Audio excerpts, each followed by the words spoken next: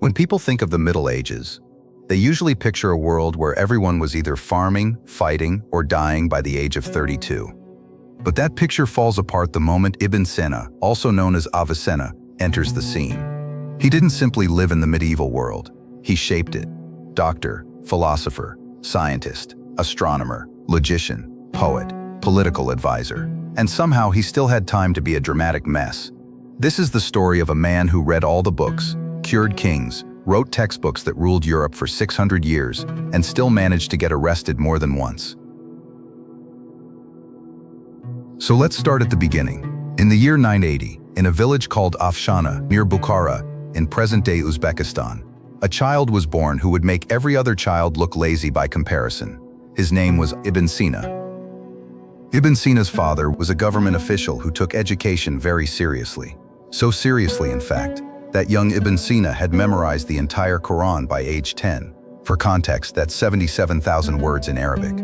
At 10, most kids today have memorized approximately 3 TikTok dances and their Wi-Fi password. By age 13, Ibn Sina had already studied logic, geometry, astronomy, and Islamic jurisprudence. His teachers reportedly ran out of things to teach him, which must have been incredibly awkward. At 14, he turned to medicine, not because he was sick, but apparently because he'd run out of other subjects to master before getting his learner's permit. He studied medical texts, practiced on patients, and became so skilled that established physicians started consulting him. By 16, Ibn Sina wasn't merely practicing medicine, he was advancing it. While most teenagers were still figuring out who they were, he was already leaving fingerprints on the future of science. At 17, Ibn Sina got his big break when the Samanid Sultan Nu'aym bin Mansur fell seriously ill. The regular court physicians were stumped, probably because they'd all been trained by people Ibn Sina had already surpassed 5 years earlier. The teenage prodigy was called in, diagnosed the problem, and cured the Sultan. As a reward, Ibn Sina was given access to the royal library of the Samanids. Now, you might think, a library, that's it? No gold? No land? But this wasn't just any library. This was one of the greatest collections of manuscripts in the medieval world. For Ibn Sina, this was like giving a foodie the keys to every restaurant in the world. He spent night after night reading everything he could find. Then disaster struck, not for Ibn Sina personally, but for historical scholarship. The library burned down. Some historians suspect arson. Others suggest it was an accident. Ibn Sina's enemies claimed he burned it himself to prevent anyone else from accessing the knowledge he'd acquired, thus ensuring his intellectual monopoly. This is almost certainly false. But imagine being so brilliant that people think you'd commit arson just to maintain your competitive advantage in the knowledge economy. That's a reputation. During this period, Ibn Sina also began writing, not just journaling or the occasional poem, but serious philosophical and medical texts. Because apparently, being a teenage doctor to royalty left too much free time. In the year 999, the Samanid dynasty collapsed. For most people, this would be a crisis. For Ibn Sina, it was more like an extended networking opportunity across Persia. Over the next decade, Ibn Sina became essentially a traveling consultant, moving from court to court across the Iranian plateau. He served various princes and rulers, providing medical services and administrative advice. Think of him as a medieval management consultant, except actually useful and not just there to tell you what you already know in PowerPoint format. During these wandering years, Ibn Sina experienced both triumph and hardship. He was sometimes celebrated and wealthy, other times practically penniless and fleeing from political turmoil. Medieval Central Asia was not known for its stability, and being associated with the wrong prince at the wrong time could be hazardous to one's health, ironic for a physician. But here's the wild part. Throughout all this chaos, he kept writing. He wrote while traveling. He wrote while in hiding. He wrote while managing medical crises and political intrigues. His work ethic would make modern productivity gurus weep into their bullet journals. It was during this period that he began serious work on what would become his 2 masterpieces, the Canon of Medicine and the Book of Healing, titles that sound like they belong to the same genre but are actually about completely different topics, which is very on brand for Ibn Sina's approach to life. In 1014, Ibn Sina arrived in Hamadan, in western Iran, and entered the service of Shams al-Dawla, a local prince who was apparently both politically ambitious and frequently ill, a perfect employer for our protagonist. Ibn Sina cured the prince of colic. As a reward, he was appointed vizier, basically prime minister. Yes, you read that correctly. He went from doctor to chief administrator of an entire principality because he fixed someone's stomachache.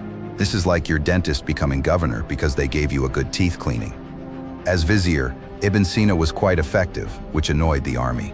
The military officers didn't appreciate taking orders from a nerd, even a nerd who could probably outthink, outwrite, and outdiagnose all of them while blindfolded. They mutinied, demanding his execution or exile. Shams al-Dawla chose exile because competent administrators are harder to find than vindictive soldiers.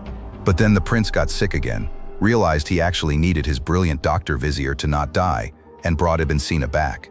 The military mutinied again. Shams al-Dawla gave in and hid Ibn Sina in his palace for 40 days. Imagine being so indispensable that your boss has to literally hide you in his house like you're a fugitive, except your only crime is being too good at your job. But the military wasn't Ibn Sina's only problem in Hamadan. In 1015, he got into a very public intellectual brawl that shows just how controversial his ideas were becoming. Ibn Sina participated in a public philosophical debate that went spectacularly off the rails. The accusations started flying. People claimed he lacked proper logical knowledge, that he was being impolite, that his philosophical positions were dangerous.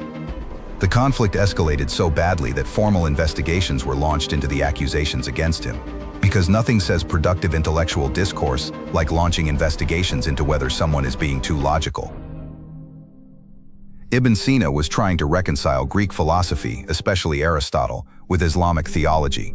He wanted to prove religious truths through rational argument and philosophical reasoning. To him, this was honoring both faith and reason.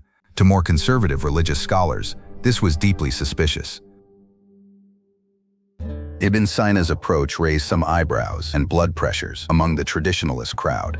He argued that the universe operated according to consistent physical laws. He was skeptical of miracles, suggesting they weren't violations of natural law, but just natural phenomena people didn't understand yet.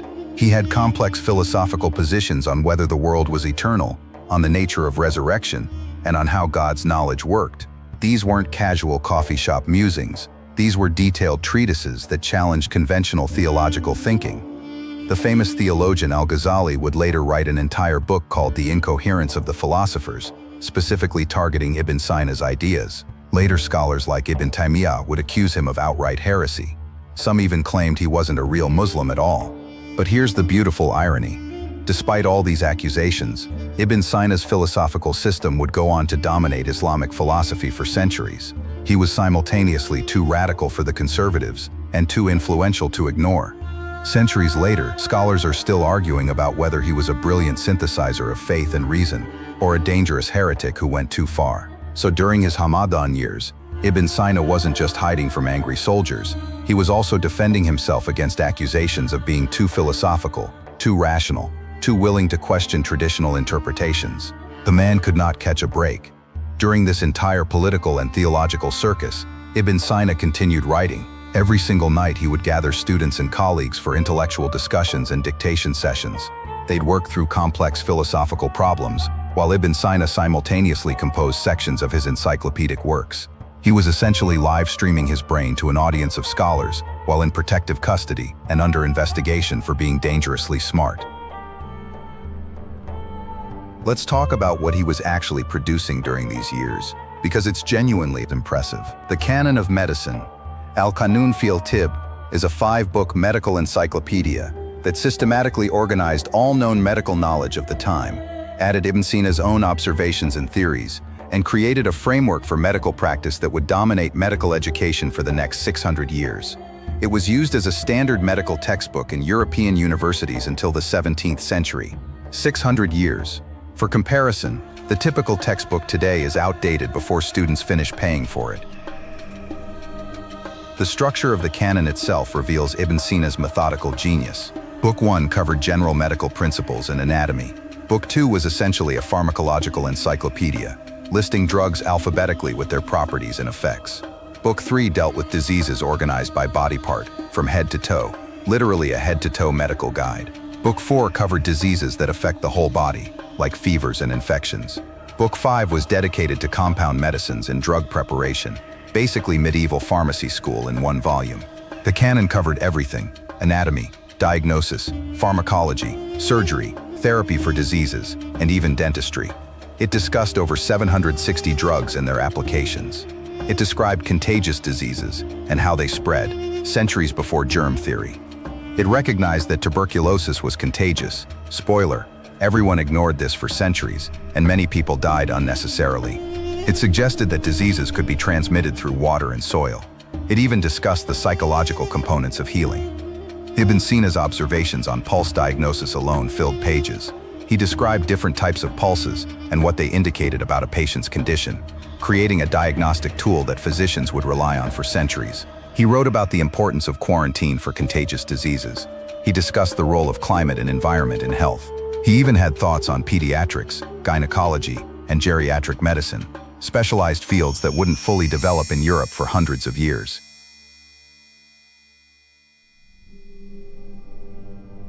He also wrote about the importance of testing drugs through clinical trials and experiments, rather than just theoretical speculation, which is foundational to modern medicine, but was revolutionary in the 11th century.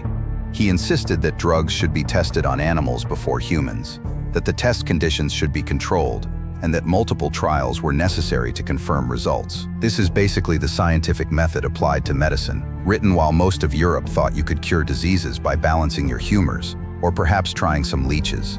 Meanwhile, he was also writing the Book of Healing, which despite its name is not about medicine at all. It's a comprehensive philosophical and scientific encyclopedia, covering logic, natural sciences, psychology, geometry, astronomy, arithmetic, and music. The title refers to healing the soul through knowledge, which is poetic, but also deeply confusing for anyone who picks it up expecting medical advice. The Book of Healing is over 1 million words long. To put that in perspective, that's roughly the length of the entire Harry Potter series. Except instead of wizards and Quidditch, it's dense philosophical arguments about the nature of existence, detailed mathematical proofs, and treatises on how the universe works. And he wrote it at the same time as the canon of medicine, while also being a fugitive political advisor. This is the equivalent of simultaneously writing both Gray's Anatomy and the Encyclopedia Britannica, while also serving as prime minister and dodging assassination attempts. The man's work-life balance was non-existent, but his productivity was frankly offensive to normal humans. When Shams al-Dawla died in 1024, Ibn Sina decided he'd had enough of Hamadan and its ungrateful military. He secretly corresponded with Ala al-Dawla, the Prince of Isfahan, and arranged to join his court instead. The journey to Isfahan was perilous. He had to travel in disguise. Yes, the world's most famous doctor had to go incognito because the new ruler of Hamadan wanted to keep him there by force. Because nothing says good working relationship like kidnapping your employees. The escape itself reads like a medieval thriller. Ibn Sina and his brother, along with a few loyal students, had to sneak out of Hamadan dressed as Sufi mystics. The most famous intellectual in the Islamic world, a man whose face was probably recognizable to every educated person from Baghdad to Bukhara, had to pretend to be a wandering holy man just to change jobs. They traveled through dangerous mountain passes, avoided checkpoints, and finally made it to Isfahan after what must have been a very stressful road trip. Ibn Sina made it to Isfahan safely, where he finally found a relatively stable and appreciative patron. Ala al-Dawla valued both his medical and scientific expertise, and Ibn Sina spent the next dozen years in comparative peace. Well, comparative peace. He accompanied Ala al-Dawla on military campaigns, serving as both physician and advisor. He continued his nightly teaching sessions and writing marathons. He debated other scholars. He observed astronomical phenomena and conducted scientific experiments. In Isfahan, Ibn Sina also became something of a public intellectual celebrity. He held regular Friday gatherings where scholars, students, and curious members of the court would come to hear him lecture on everything from metaphysics to medicine. These weren't stuffy academic seminars either. Accounts suggest they were lively, sometimes heated debates where Ibn Sina would defend his ideas against all challengers. He apparently enjoyed a good intellectual fight and had the confidence of someone who'd been outsmarting people since he was 10 years old. He also engaged in some serious astronomical work, creating detailed observations of celestial bodies and contributing to astronomical instruments. He observed Venus crossing the sun, an astronomical event that requires precise timing and careful observation. He calculated the length of the solar year with remarkable accuracy. He wrote treatises on the movement of planets and the nature of light, because apparently, being the greatest physician and philosopher of the age left too much free time for hobbies. During these Isfahan years, Ibn Sina also completed or refined many of his earlier works. He wrote commentaries, responded to critics, and produced shorter treatises on specialized topics. He wrote poetry in both Arabic and Persian, because why not add published poet to the resume? Some of his poems were philosophical meditations, others were more personal reflections on life, mortality, and the pursuit of knowledge. He even wrote a strange allegorical work called Hayy ibn Yaqzan, Alive, Son of Awake, about a soul's journey to enlightenment, which would influence Islamic mystical literature for centuries. It was in Isfahan that Ibn Sina seemed to finally have the resources, stability, and intellectual community he needed to fully express his genius. Sure, he still had to occasionally flee from military conflicts and deal with court politics, but compared to his Hamadan years of dodging angry soldiers and hiding in palaces, Isfahan was practically a vacation resort. In 1037, while accompanying Ala al-Dawla on a military campaign, Ibn Sina fell seriously ill. The great physician, who had cured countless others, now faced his own mortality. According to accounts, he knew he was dying. Being a rational scientist, he didn't waste time on denial. Instead, he reportedly prepared himself spiritually and gave away his possessions to the poor. He freed his slaves, which was actually quite progressive for the time. There's a somewhat ironic story that Ibn Sina tried to cure himself with his own medicines, but may have been given an overdose, possibly deliberately by a servant.